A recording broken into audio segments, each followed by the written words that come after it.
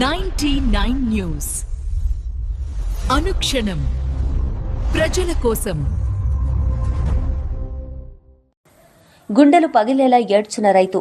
తెలంగాణ రాష్ట్రంలో భారీ వర్షం రైతులను నట్టేటా ముంచింది. సిద్దిపేట జిల్లా హుస్నాబాద్ కొనుగోలు కేంద్రంలో ఆరబోసిన ధాన్యం వరదలో కొట్టుకుపోయింది.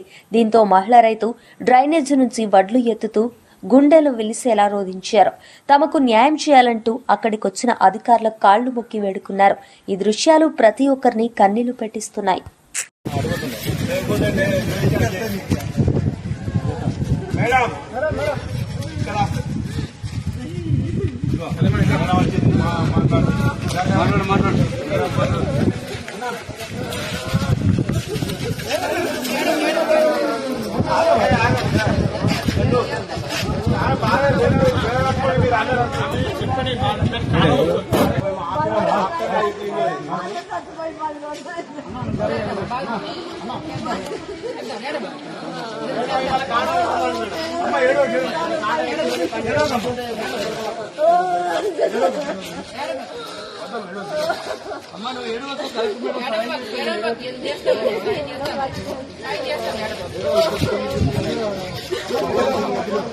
సాయం చేస్తారు మేడం.